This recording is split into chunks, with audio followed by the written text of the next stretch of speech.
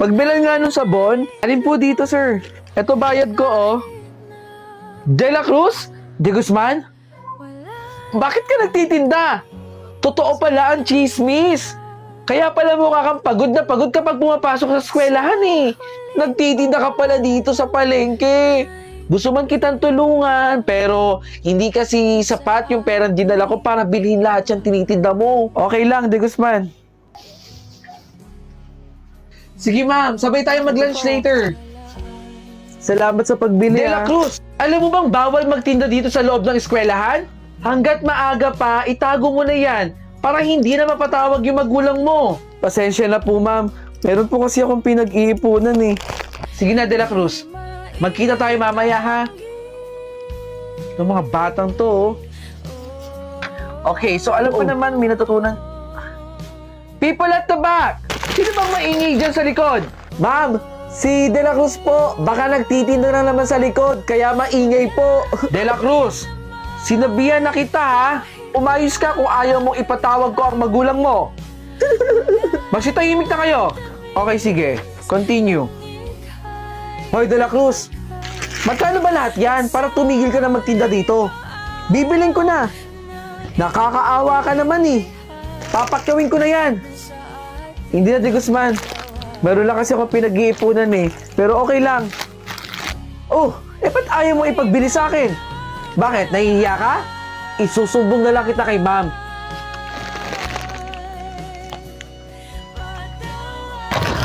Ma! Uy, nak! Para sa inyo po. Happy Valentine's po. Pasensya na ma. Ilan po yung nakayanan ng ipon ko eh. Babawi po ako sa inyo. Salamat dito anak ha. Happy Valentine's. Ito po oh. Bayad ko po.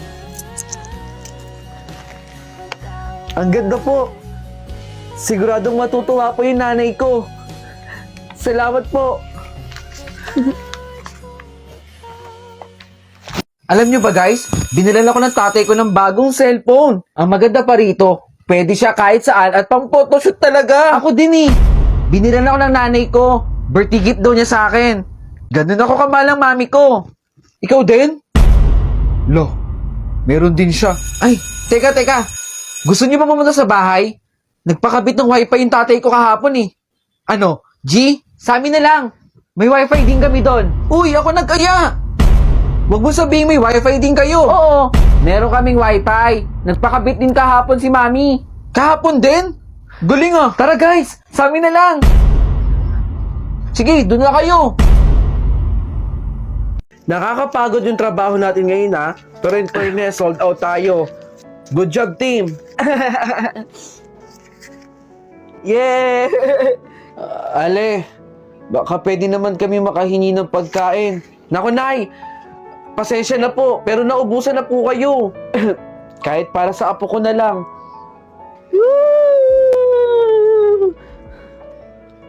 O, saglit lang, Nay, ha? O, eto, Nay. Eto lang po kaya ko maibigay sa inyo ngayon. Saging po. Tanggapin niyo po. Salamat dito, Ale. Pasensya na po kung yan ang pinaibigay ko, ha? Kainin mo yun, ha? Bigay yan ni Ale para sa atin. Pasasandukan ko na po kayo. Pantay lang po, sir. Nay! Mabuti at bumalik po kayo. Halika po. Meron po akong ibibigay na pagkain sa inyo. Ito po. Kanin at saka tilapia po. Para po magkaroon naman ng laman yung tiyan ninyo. Ito po.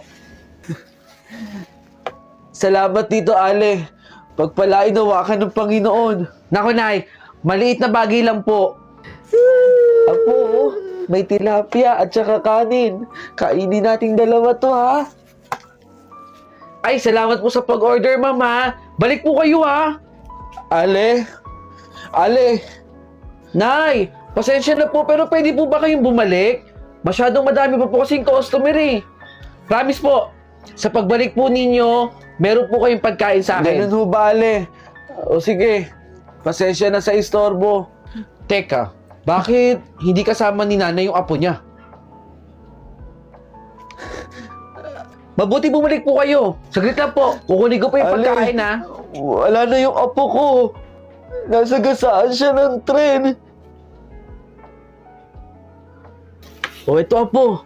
Kainin mo na. Ilalagay ko lang saglit tong tungkod ko, ha? Di ka po gutom.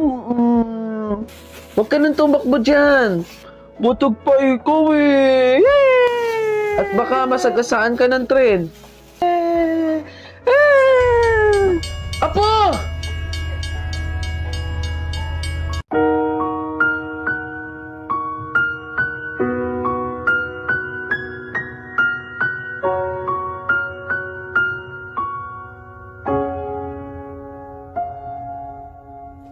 I'm sorry, don't leave me. I want you here with me. I know that your love is gone. O, ito naman, De La Cruz. Basahin mo. Nu, to. Ang panuto. O, De La Cruz, bukas na lang ulit. Kailangan bukas maayos na ang pagbabasa mo, ha? Naiintindihan mo ba ako, De La Cruz? Opo, ma'am. Salamat po.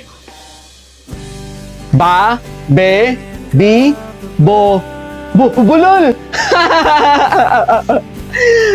Ayan si De La Cruz, oh. Yung bulol nating kaklase. Ang simple-simple na nga lang ng binabasa, hindi niya pa mabasa. Tara na nga. Bulol. De La Cruz. Ma'am, ito yung resulta ng exam mo. Ang baba pa rin talaga ng score. De La Cruz, ano ba nangyayari sa'yo? Naiintindihan mo ba talaga yung instruction? Kailangan mo umatid ng remedial, ha? Para makapasa ka. Cortez? Present, ma'am! De La Cruz. Absent po, ma'am. Bakit wala si De La Cruz? Hindi po namin alam, ma'am, kung bakit siya absent. Dito ko tinuro ng mga tao doon. Nasaan kaya si De La Cruz? Nay, ito po. De La Cruz! Ma'am, pasensya na po ma'am kung hindi po ako nakapasok. Tinutulungan ko po kasi mga lakal yung nanay ko eh. Ikaw po ba yung magulang ni De La Cruz? Ay, oho. Estudyante ko po siya. Ipapakita ko lang po pala. Ito po yung mga resulta ng exam niya. Ay, pasensya na ho ma'am. Hindi ho ako nakakabasa eh. Hindi rin ho ako nakakasusulat. Wala ho akong pinag-aralan eh. Tinutulungan niya po kasi akong mga lakal, ma'am. Para ho may pangkain po kami. Pasensya na ho, ma'am. Pero bukas ho, papapasukin ko po si De La Cruz.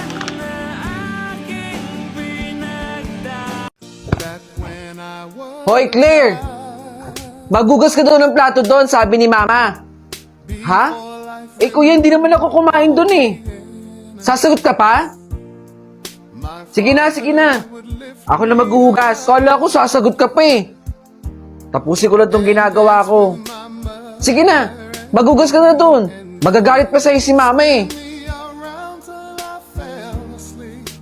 Ma, alam mo ba, yang si Claire, nagkaklase na yung teacher niya sa loob, siya nandun pa rin sa labas.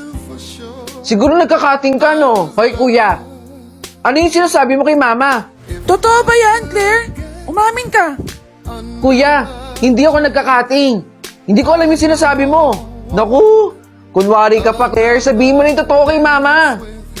Ma, hindi ko po magagawa yun at wala akong dapat sabihin kasi hindi naman totoo yun. Ma, maniwala ka sa akin. Baka nagkakating yan. Siguraduhin mo lang, Claire, ha? Oo nga, paano ba to? Hoy, Claire! Akin na yung cellphone mo? Kuya! Ginagamit ko yung cellphone, di ba? Cellphone ka ng cellphone, ah. Ano gusto mo? Isumbong kita kay Mama? Na hindi mo ginagawa yung mga activities mo sa school? Gagawin ko rin naman yung activities ko mamaya, eh. E di, ako na muna gagamit ito. Penye! Kuya naman, pinakain ko, eh. Ano? Magdadamot ka? Hindi tayo pinalaking madamot ng magulang natin, ha?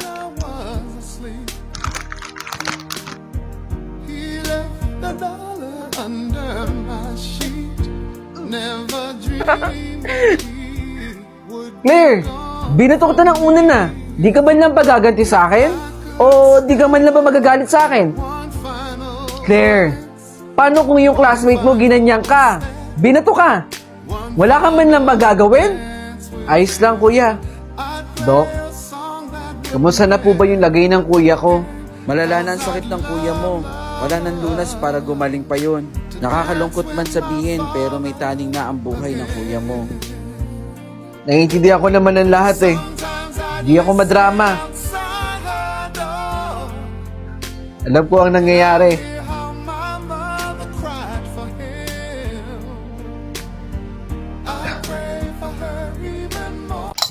O anak, kainin mo tong hinanda kong pagkain para sa'yo.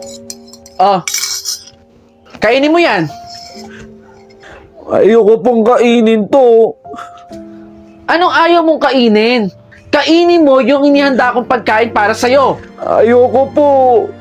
Ano? Para magkasakit ka? Kainin mo yan. Ayoko nga pong kainin to. Wag mo kong artihan ha. Kainin mo yan. Nak! Nak! May binili ako sapatos para sa'yo. Ang ganda, di ba? Bagay na bagay sa'yo to.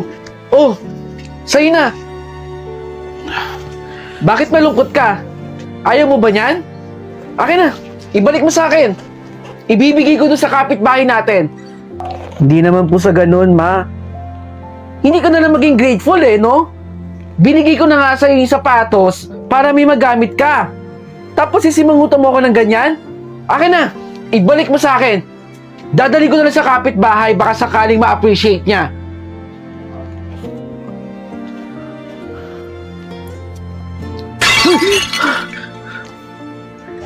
Ano na naman yung binasag mo?